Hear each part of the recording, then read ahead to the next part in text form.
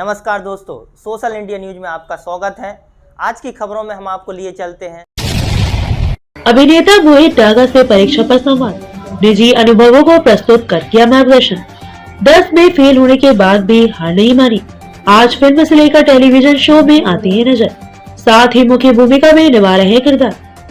नमस्कार दर्शकों, MP social India news के परीक्षा पर संवाद कार्यक्रम में आज हम आपके बीच ऐसी शख्सियत को लेके आए हैं जो मध्य प्रदेश के जिला नरसिंहपुर की तहसील में जन्मे पले बड़े होकर आज भारतीय फिल्म इंडस्ट्रीज के साथ टेलीविजन अभिनेता के तौर पर धारावाहिकों में मुख्य भूमिका में नजर आ रहे हैं। जी हाँ, हम बात कर रहे हैं मोहित डागा की, जिन्होंने फिल्मी और टेलीविजन जगत के दर्शकों के बीच भास्कर भारती, ऐसे करो ना विदा, बैरी पिया, एक मुट्ठी आसमान और तेरा यार हूँ में उनकी अहम भूमिकाओं के लिए जाना जाता है। मोहित डागा खुद शिक्षा के क्षेत्र में ज्यादा कुछ न कर पाए हो, पर ईश्वर का अटूट विश्वास उन्हें आज एक सफल मुकाम पर खड़ा किए हुए है। 10वीं कक्षा में फेल होने के बाद भी उन्होंने हार नहीं मानी, बल्कि हरी इच्छा के भरोसे अपना जीवन छोड़ दिया। माता पिता के और पारिवारिक साथ सहयोग से एक अभिनेता के तौर पर देश में शहर का नाम रोशन कर रहे हैं। आज हमारे MP सोशल इंडिया न्यूज के परीक्षा पर संवाद कार्यक्रम में अभिनेता मोहित डागा ने अपने निजी अनुभव एवं संघर्षीय जीवन के तमाम पहलुओं पर चैनल हेड आशीष राय ने उनसे सीधा संवाद किया।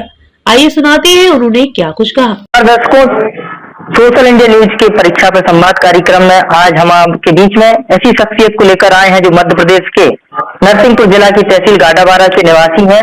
साथ ही साथ में यह एक फिल्म जगत में अभिनेता के तौर पर जाने जाते हैं। नाटकों में यह एक अभिनेता के रूप में अपनी सेवाएं दे रहे हैं। साथ ही साथ में एक सफल और कुशल पारिवारिक रूप से जुड़े हुए हैं। हम आपको सीधा रूबरू करा रहे हैं मोहित जी डागा से। मोहित जी डागा जी, सोशल इंडिया न्यूज में आपका स्वागत है।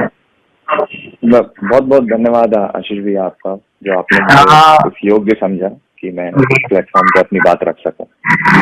मोहित जी, हम आपसे जानना चाहते हैं, क्योंकि हमारा जो परीक्षा पर संवाद कार्यक्रम है, इसका मुख्य उद्देश्य है कि हम आने वाले जो बच्चा है, आने वाले युवा पीढ़ी है, वो है आपके नवाचार से प्रेरणा ले सके, आपसे कुछ सीख सके। कहीं ना कहीं आप युवाओं के प्रेरणा स्रोत के रूप में जाने जा रहे हैं, प्रेरक हैं राष्ट्र हित की विचारधाराओं से। वो है आपका कैसा अनुसरण करे कि युवा आपके पथ पर चल सके। देखिए, पथ तो वैसे ईश्वर ने सबके निर्धारित कर रखे हैं। किसी व्यक्ति को ईश्वर ने पहले ही चुन चुका है कि इससे मुझे ये काम कराना है, लेकिन हम कई बार ईश्वर के कैलेंडर को समझ नहीं पाते, अपना दिमाग लगाने लगते हैं। जब हम अपना दिमाग लगाने लगते हैं तब 10 नकारात्मक चीजें हमारे अंदर आने लगती है। हमें लगता है अगर हम यहाँ असफल हो गए मतलब हम जीवन में असफल हो गए, या किसी क्षेत्र में असफल हो गए तो ऐसा लगता है हमने जिंदगी हार दी। लेकिन मुझे ऐसा लगता है, जो मेरा व्यक्तिगत अनुभव, मुझे आज 20 साल हो गए हैं मुंबई जैसे शहर में। मैं 20 साल से मुझे हनुमान जी की कृपा से मैं टिका हुआ हूँ। 20 साल का मेरा अनुभव जो मुझे लगता है, हर इंसान के अंदर ईश्वर ने प्रतिभा दी है। बिल्कुल। कई बार क्या होता है, जैसे रग्बी की जो रेस होती है उसमें घोड़ा दौड़ता है और हम कई बार सोचते हैं कि गधे को दौड़ा दे तो वो हमारा गलत वो है। गधे की अपनी एक अलग क्षमता है, अलग कार्यशैली है उसकी, और घोड़े की अपनी एक अलग कार्यशैली है। तो मुझे ऐसा लगता है कि अगर मान लीजिए फॉर एग्जांपल अगर मैं उदाहरण दूं हमारी इंडस्ट्री का, सुभाष घाई बहुत बड़ा नाम है आज, वो प्रोड्यूसर डायरेक्टर के तौर पे। अगर आप उनकी जीवनी को देखें, वो आए थे हीरो बनने, लेकिन हीरो में उनका भाग्य नहीं था, या हीरो में वो सक्सेसफुल नहीं हो पाया, या उन्हें काम नहीं मिल पाया, जो भी कह लें आप इसे। लेकिन इसका उन्होंने अपने ऊपर कहीं डिप्रेशन या कोई फ्रस्ट्रेशन नहीं हावी होने दिया। उन्होंने इस चीज को बड़े ही गंभीरता से लेकर उसी क्षेत्र में वो दूसरी जगह उन्होंने अपना नाम बनाया। तो ऐसा नहीं था कि उनका नाम ईश्वर ने लिखा नहीं था, लिखा था, लेकिन वो कहीं और लिखा था। तो अगर आप पढ़ाई कर रहे हैं, बच्चे आज पढ़ रहे हैं, मैं अपनी बेटी को भी पढ़ाई के लिए मैं उसको बोलता हूँ तुझे जो करना है, जिसमें तेरा मन लगे, जिसमें तेरा वो लगे, तो उसमें अपने आप को वो करना जरूरी नहीं है कि सिर्फ मार्क्स ही सब कुछ होते हैं। अगर आप देखें, जब आप जीवन में उतरते हैं तो किताबी ज्ञान तो ठीक है, लेकिन अनुभव से कई लोगों ने, कई ऐसी मिसाल है जिन्होंने पढ़ाई कम करी है लेकिन अपने अनुभव के आधार पे बहुत बड़ा नाम किया है। कितने चाहे सचिन तेंदुलकर का आप एग्जाम्पल ले लें, विराट कोहली, इनकी एजुकेशन बहुत ज्यादा नहीं है लेकिन इनका अपना एक अलग, आज इतनी बड़ी फैकल्टी हो गई है, स्पोर्ट्स में इतने सारे स्पोर्ट्स हो गए हैं, म्यूजिक आर्ट में इतना सारा, सिनेमा हो गया है, फिल्म हो गई, वेब सीरीज हो गई, टीवी हो गई, आज दूसरे कल्चरल एक्टिविटी, स्किल इंडिया जो आज गवर्नमेंट का भी एक जो प्रोग्राम चल रहा है, आज आज बहुत सारी अपॉर्चुनिटीज, अवसर बहुत सारे खुल गए हैं। मुझे एक चीज बहुत अच्छे से, मैं इस बात को बिलीव करता हूँ, देखिए प्रयोग जो होते हैं ना, उनकी तासीर होती है सफल और विफल होना। क्या बात। लेकिन इसका मतलब ये नहीं कि हम प्रयोगशील ना बने या ना रहें, बिल्कुल करते रहे, उनकी तो तासीर है। क्या अब चंद्रयान हमने मिशन को लॉन्च किया लेकिन वो सक्सेसफुल नहीं हुआ, थोड़े से रह गया, वो भी तो था ना, एक्सपेरिमेंट ही तो था ना। इसका मतलब ये नहीं है कि गवर्नमेंट ने अब बंद कर दिया है कि अब हम चंद्रयान से कोई चीज भेजेंगे ही नहीं, कोई सैटेलाइट भेजेंगे ही नहीं। बिल्कुल। तो मुझे ऐसा लगता है हर चीज को बड़े ही पॉजिटिव ढंग से, यही जिंदगी का अंत नहीं है, ना यही जिंदगी की शुरुआत नहीं है, आगे बहुत सारी चीजें आपको अनुभव के आधार पे होती जाएगी। ये ज्ञान लेना एक तरह से ये कह लें हमारे आगे के परिपक्व जीवन के लिए ये एक तरह की सीढ़ी है। सही है। लेकिन आप नर्सरी की चीज आप 30 साल की उम्र में काम नहीं आएगी। 30 साल की उम्र में जब आप आदमी पहुंचता है तो उसे कुछ और काम आएगा, उसे उसके पिछले 5 साल का अनुभव काम आएगा। बिल्कुल। हम आपसे यह भी जानना चाहते हैं, जैसे कि आप 20 वर्षों से मुंबई जैसे शहर में रह रहे हैं, वहाँ के क्रियाकलापों को देख रहे हैं, वहाँ पर अभिनेता के तौर पर आपने पिक्चर में भी काम किए हैं, नाटकों में भी आपका सतत कार्य कर रहे हैं। हम आपसे यह जानना चाहते हैं कि आपका यहाँ तक का सफर किन चुनौतियों का सामना कर आपने सफलता पाई है, और आप जो आगे और जो कल्पना कर रहे हैं वह ईश्वर आपको प्रदान करे, तो उसके लिए आपको क्या चुनौतियों का सामना कर रहे हैं उसके लिए? देखिए मुझे 20 साल में, मतलब शुरू के 5-6 साल तो काम ही नहीं मिला। बिल्कुल। तो काम नहीं मिला, तो मुझे समझ ही नहीं आ रहा था मैं करूं क्या, मेरा जीवन में दिशा ही नहीं मिल रही थी। मेरी एजुकेशन भी मैं सिर्फ 2nd ईयर तक ही कंप्लीट कर पाया, वो भी मेरा कंप्लीट नहीं हो पाया 2nd ईयर। तो उसके बाद मुझे ऐसा लगा कि 2 साल स्ट्रगल करने के बाद मुझे ऐसा लगा बॉम्बे मेरे लिए नहीं बना है, मुझे वापस गाडरवारा आ जाना चाहिए।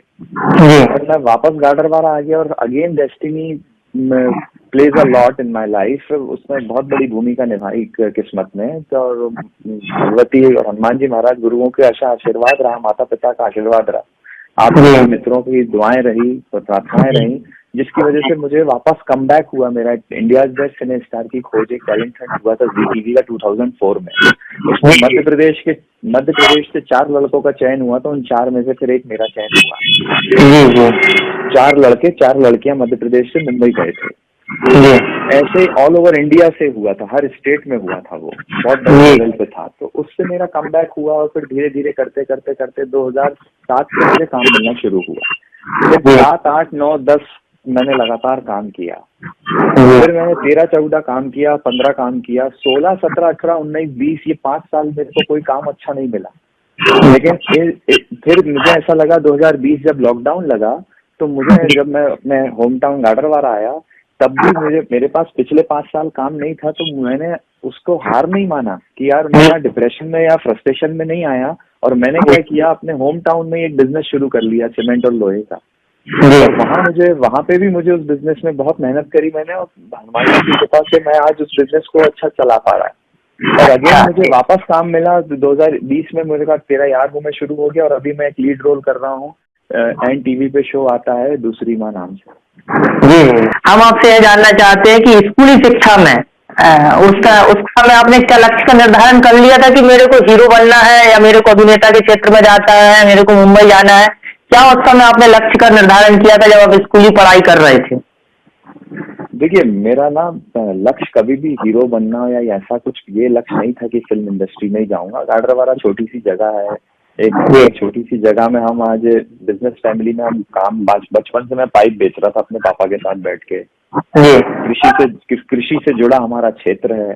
अब इस क्षेत्र के लिए आसान नहीं है था कि वहां तक का हम सोच सकें, लेकिन हाँ मुझे ये जरूर था कि यार मेरी मौत गुमनाम नहीं होनी चाहिए। बिल्कुल, क्या बात है। मेरी मौत मशहूर होनी चाहिए।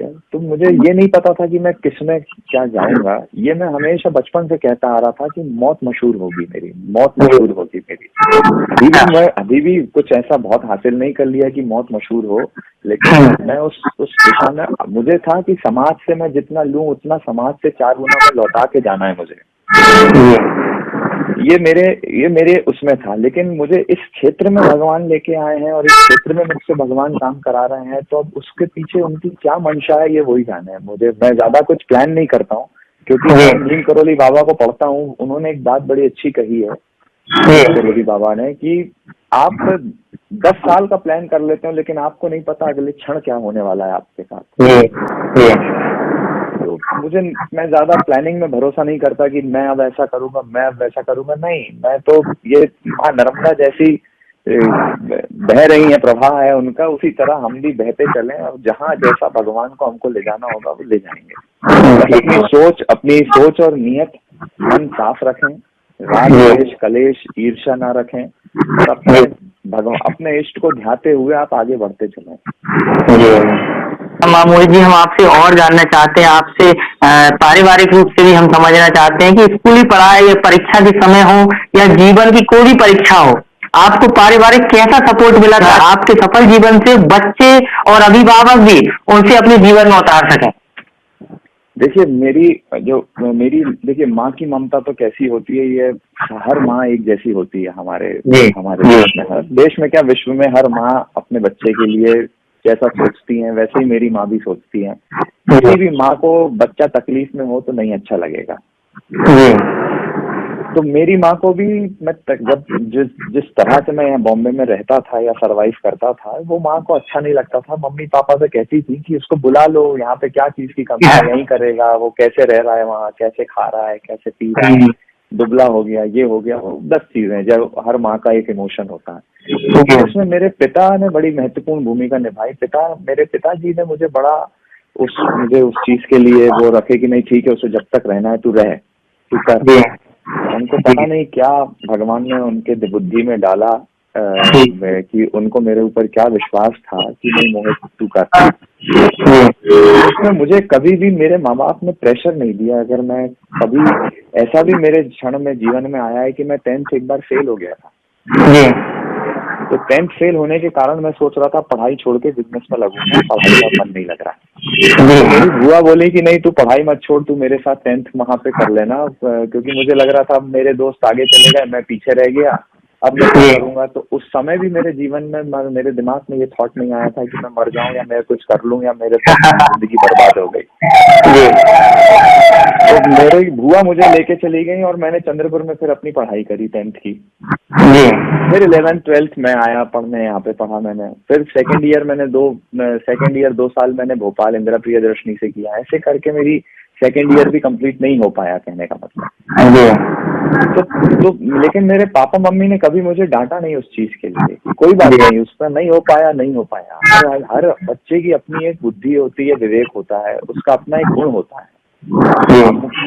हमको उस गुण को पहचानना पड़ता है कि यार हम किसमें हमारा मन लग रहा है। देखिए, अभी मैंने एक बहुत अच्छा सुना, सतीश कौशिक जी हमारे बीच नहीं है, मैंने उन्हीं के वीडियो में एक बात सुनी है, आपको अगर असफल भी होना है ना तो आप उस क्षेत्र में हो जिसे आप करना चाहते हो। क्या बात है।